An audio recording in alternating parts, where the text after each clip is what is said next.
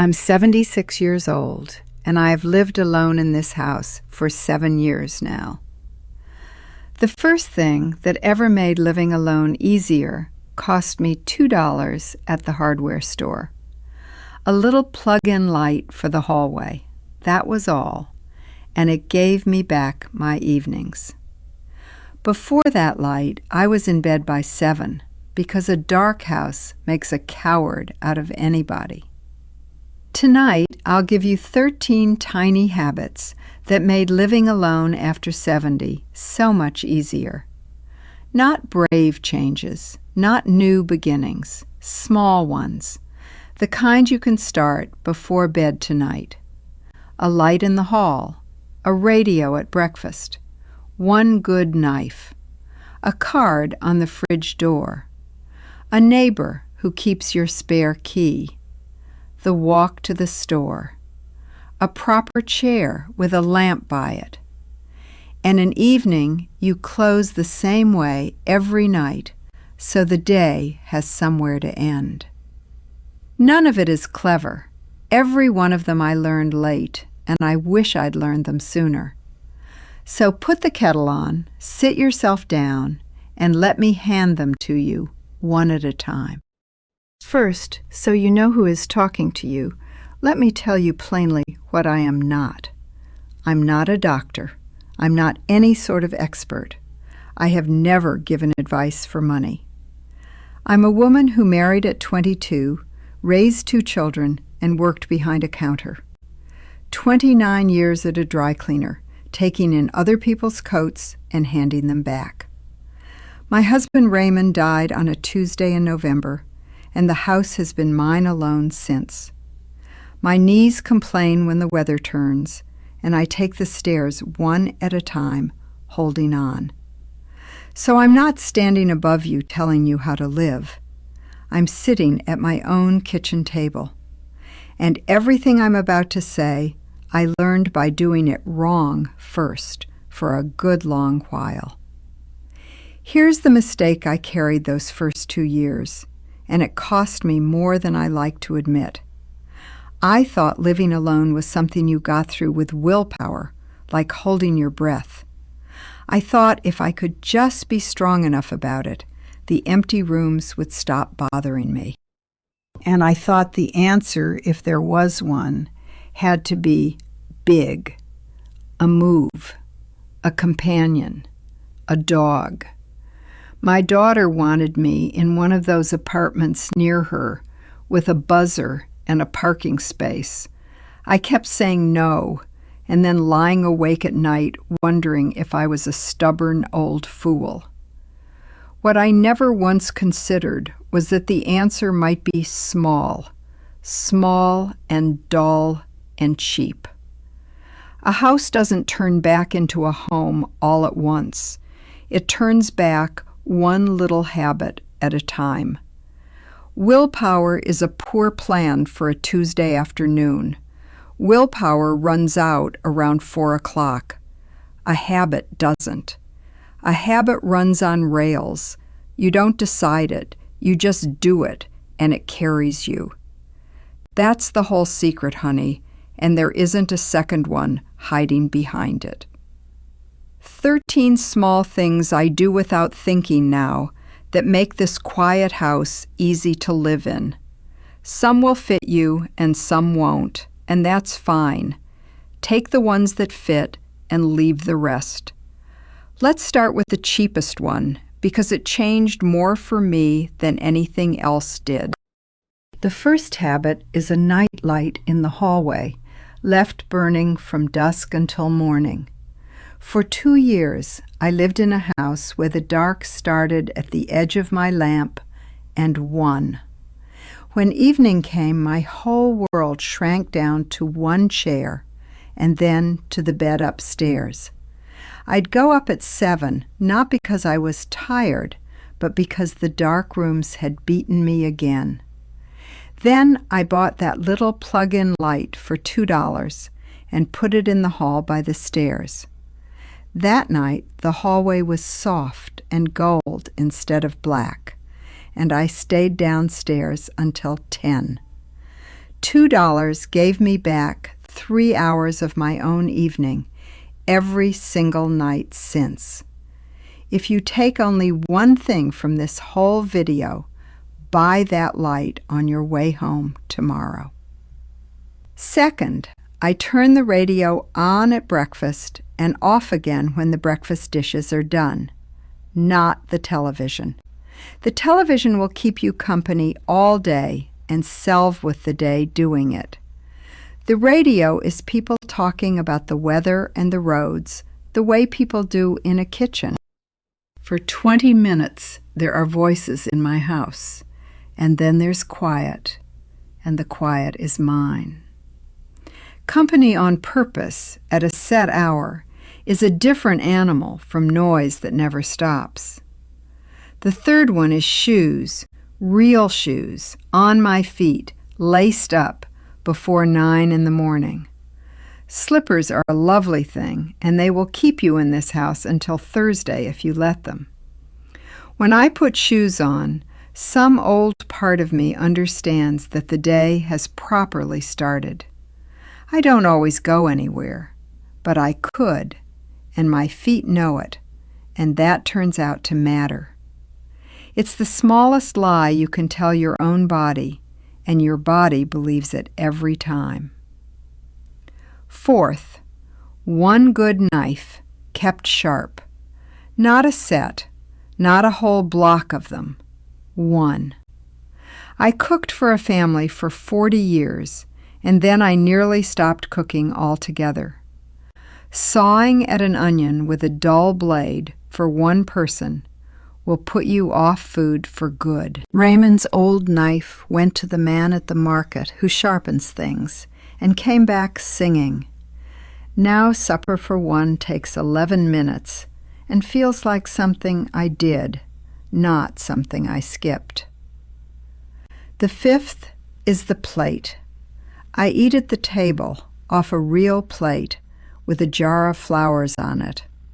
For a long time I ate standing at the counter out of the pan, and I called that being sensible. Nobody is sensible standing over a pan at 4:30 with the kitchen light still off.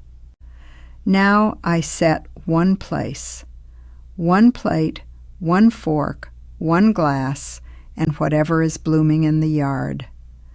Setting a table for one isn't sad. It says somebody worth feeding lives in this house. Sixth, a proper chair, with a lamp behind it and a little table for the cup and the book. I used to fall asleep on the sofa at 6 and wake at 9, sour and stiff and cross with myself.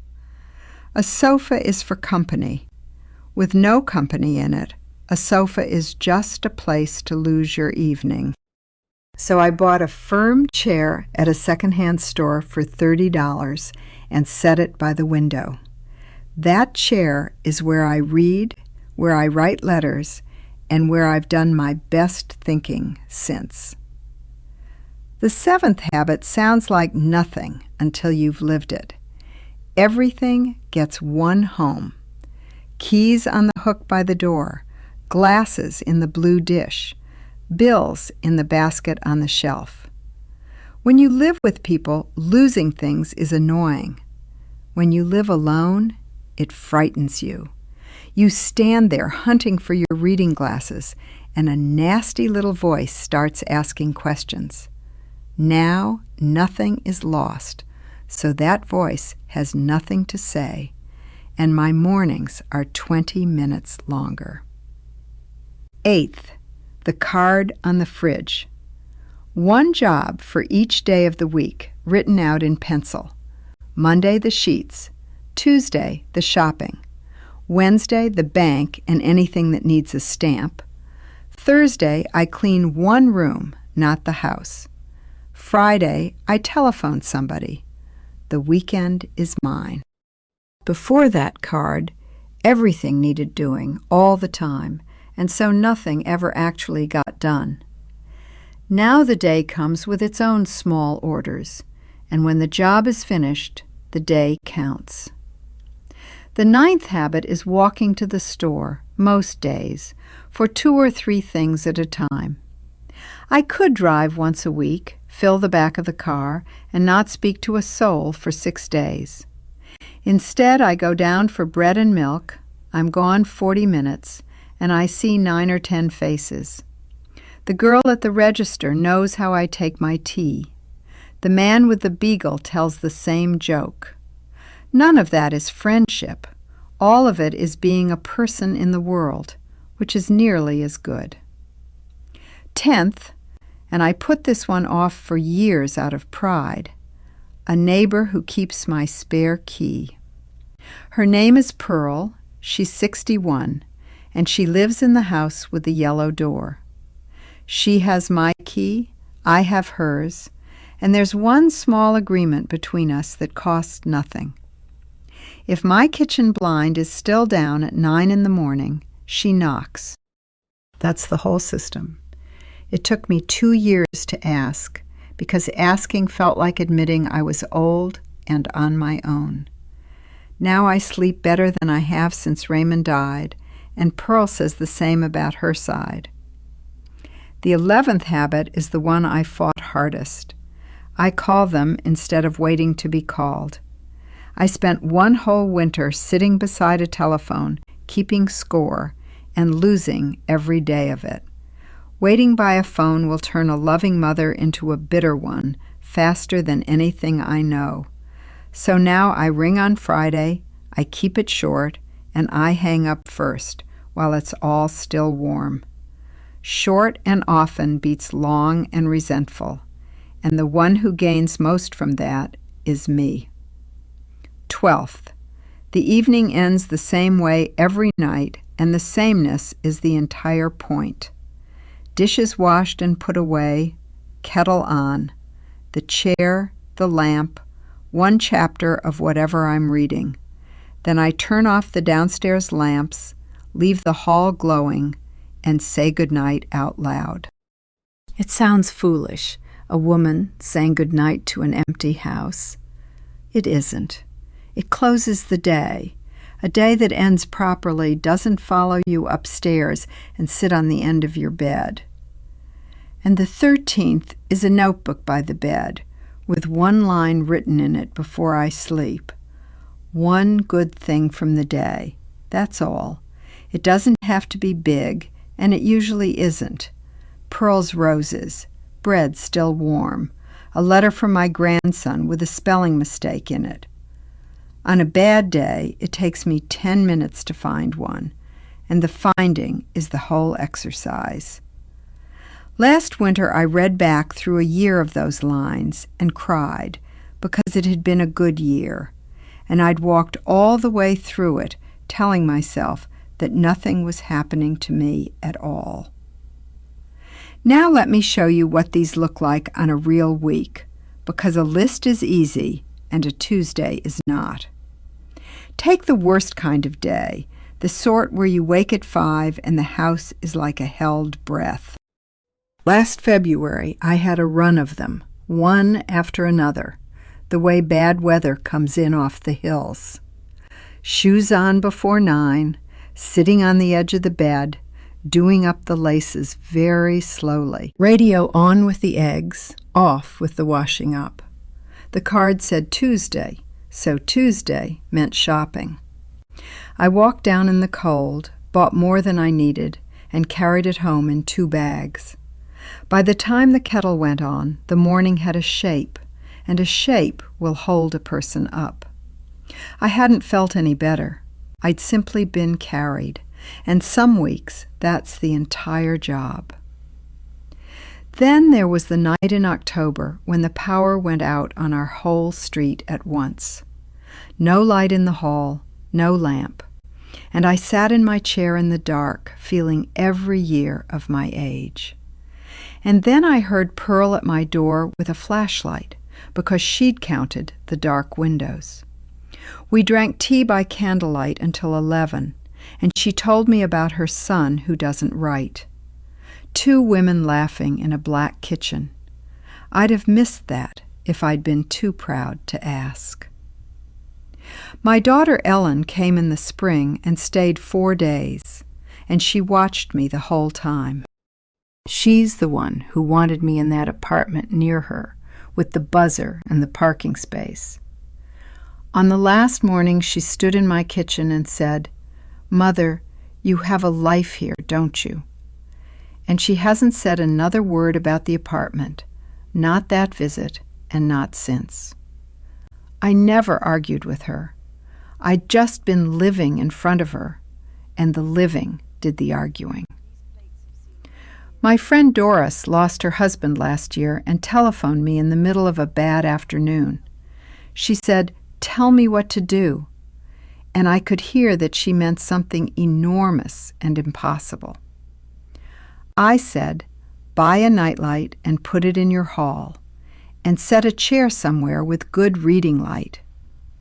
She went quiet for a second, then laughed and said, "That's it. That's your great advice for me."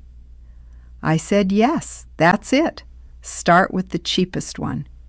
The enormous things are not available today." She called me in October to say she'd been downstairs until 9:30 every night that week. And if you're younger listening to this, thinking none of it applies to you for years yet, what I'd tell my 40-year-old self is that a life is mostly made out of the ordinary parts, not the weddings and the funerals, the Tuesdays, the way you eat when nobody is watching. Learn to keep a Tuesday well now, and a quiet house at 70 will not frighten you. The habits that hold you up when you're alone are the same ones that make a full house happy. Nobody teaches this. We're taught to work and to raise children, and then we're left to guess. So let me tell you why the little things work when the big, brave plans mostly don't. When you lived with somebody, your day had walls in it that you never had to build yourself. His alarm, his supper time, the sound of him coming in the door at 5:20.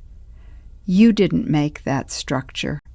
You lived inside it, the way you live inside a house. Then he's gone, the walls go with him, and everything you do turns optional overnight. Optional is the word I want you to hear. Optional is what makes a whole day leak away to nothing. Every habit on my list does one job. It takes something optional and makes it simply happen. The shoes happen. The radio happens. Friday's phone call happens, whether I feel like it or not. A woman carried along by 13 small rails doesn't have to be strong every single morning. That's the part nobody says out loud. You're not meant to hold yourself up by wanting to. Nobody does. The people you think are coping have quiet little systems they never mention. That first evening with the light in the hall, I sat in my chair until 10 and read a whole book. When I finally went up, the stairs were soft and gold, and the house was only my house again. Not a dark place I was hiding from. Mine, where I know which stair creaks and where the tea is. $2 did that. Not courage, not a move, not a new life. A little plastic light in a socket. I'm 76. I expect I'll live alone until the end, and that thought no longer frightens me. So here's the one small thing to do tonight, and please let it be tonight and not someday. Pick the first habit. Put a light in your hallway, or move your chair where the lamp is good. 1. Not 13. Try all 13 tomorrow, and you'll be finished with the whole idea by Sunday. Do one for a week until you stop noticing it, and then come back and take another. That's how a quiet house turns back into a home, my dear. Slowly, cheaply, one rail at a time. And if tonight is a hard one where you are, I want you to know that hard is not permanent. It isn't strength you're missing, it's shape. And shape can be bought at a hardware store. If any of this sounded like your own kitchen, subscribe and sit with me again next week. Next time, I'll tell you about the 4 things I stopped apologizing for after 70. Until then, put your